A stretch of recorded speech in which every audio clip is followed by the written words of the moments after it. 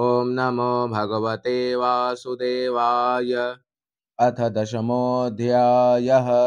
श्रीशुक उवाच। अत्र सर्गो विसर्गश्च स्थानं पोषणमूतयः मन्वन्तरेशानुकथा निरोधो मुक्तिराश्रयः। दशमस्य विशुद्ध्यर्थं नवानामिह लक्षणं वर्णयन्ति महात्मानः श्रुतेनार्थेन चाञ्जसा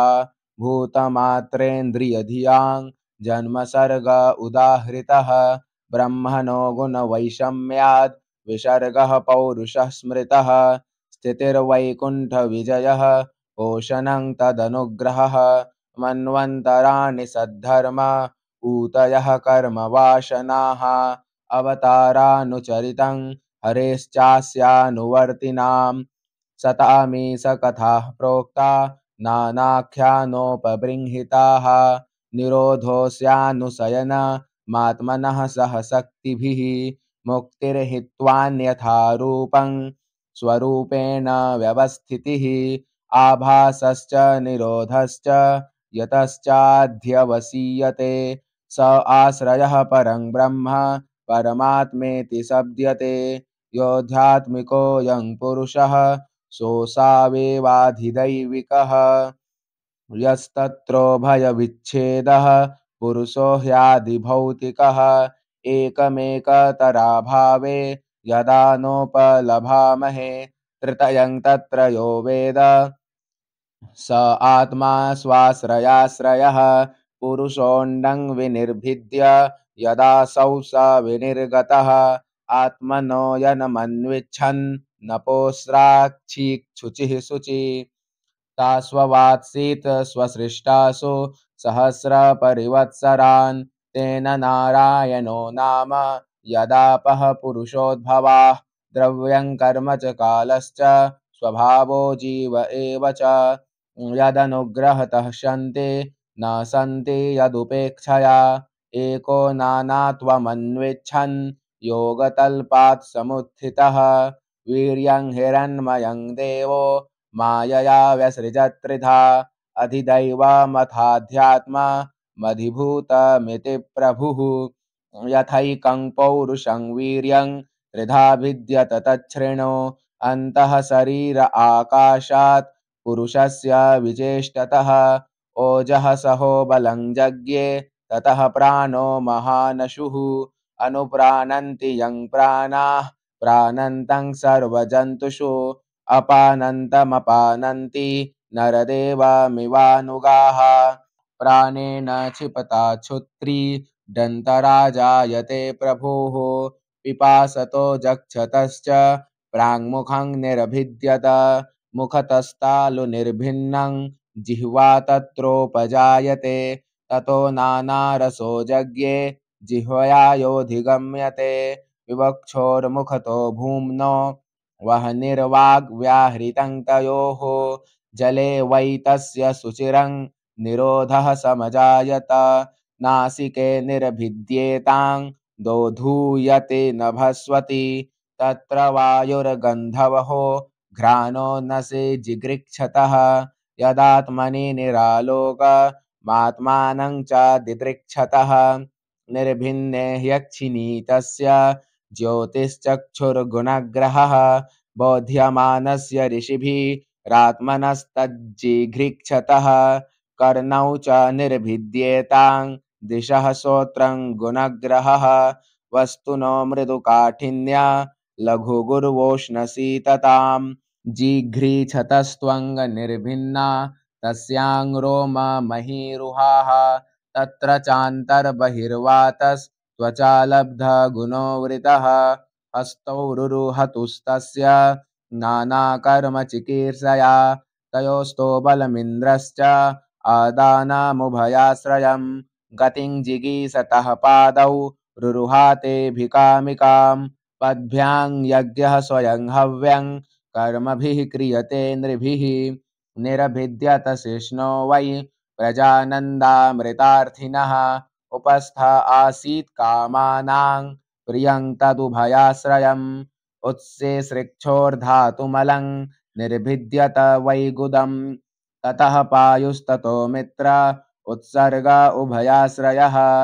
आसिसृप्सोः पुरः पुर्या नाभिद्वारमपानतः तत्रापानस्ततो मृत्युः पृथक्त्वामुभयाश्रयम् आदित्सोरन्नपानाना मासन् कुक्ष्यन्त्रनाडयः नद्यः समुद्राश्च तयोस्तुष्टिः पुष्टिस्तदाश्रये निदिध्यासोरात्ममायां हृदयं निरभिद्यत ततो मनस्ततश्चन्द्रः सङ्कल्पः काम एव च त्वक्चर्ममांसरुधिर मेदो मज्जास्ति धातवः भूम्यप्तेजोमयाः सप्त प्राणो व्योमाम्बुवायुभिः गुणात्मकानीन्द्रियाणि भूतादिप्रभवा गुणाः मनः सर्वविकारात्मा बुद्धिर्विज्ञानरूपिणी एतद्भगवतो रूपं स्थूलं ते व्याहृतं मया मह्यादेभिश्चावरणैरष्टभिर्बहिरावृतम् अतः परं सूक्ष्मतममव्यक्तं निर्विशेषणम् अनादिमध्यनिधनं नित्यं वाङ्मनसः परम् अमुने भगवद्रूपे मया ते अनुवर्णिते उभे अपि न गृह्णन्ति माया सृष्टे विपश्चितः स वाच्यवाचकतया भगवान् ब्रह्मरूपधृक् नामरूपक्रिया धत्ते स कर्मा कर्मकः परः प्रजापतीन् मनून् देवा ऋषीन् पितृगणान् पृथक् सिद्धचारण गन्धर्वान्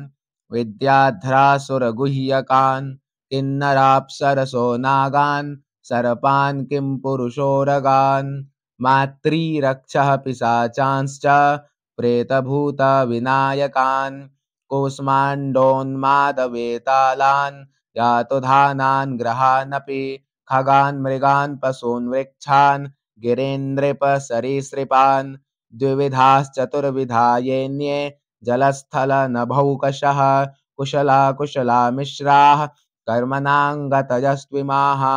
सत्त्वं रजस्तम इति तिस्रः सुरनृनारकाः तत्राप्येकैकशो राजन् विद्यन्ते गतयस्त्रिधा यदैकैकतरोऽन्याभ्यां स्वभाव उपहन्यते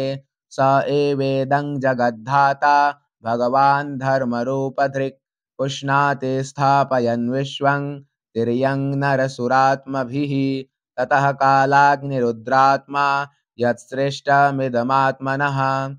सन्नियच्छति कालेन घनानीकमिवानिलः इत्थं भावेन कथितो भगवान् भगवत्तमः नेत्थं भावेन हि परं द्रष्टुमर्हन्ति सूरयः नास्य कर्मणि जन्मादौ परस्यानो विधीयते कर्तृत्वप्रतिषेधार्थं माययारोपितं हि तत् अयं तो ब्रह्मणः कल्पः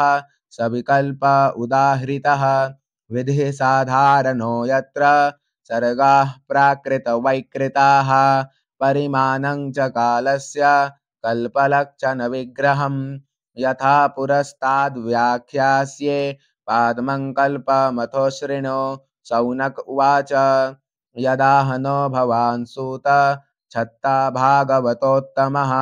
चचार तीर्थानि भुवस्त्यक्त्वा बन्धून् सुदुस्त्यजान् कुत्र कौशारवेस्तस्य संवादोऽध्यात्मसंसृतः यद्वा स भगवांस्तस्मै पृष्टस्तत्त्वमुवाचः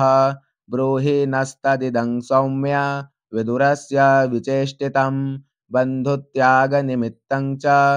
तथैवागतवान् पुनः सूत उवाच राज्ञा परीक्षिता पृष्टो यदवोचन्महामुनिः तद्वोभिधास्ये शृणुत राज्ञः प्रश्नानुसारतः जय जय श्रीमद्भागवते महापुराणे वैयासिक्यामष्टादशसाहस्रयां पारमहंस्यां संहितायां द्वितीयस्कन्धे पुरुषसंस्थानुवर्णनं नाम दशमोऽध्यायः श्रीकृष्णार्पणमस्तु इति द्वितीयः स्कन्धः समाप्तः हरि ओं तत्सत्।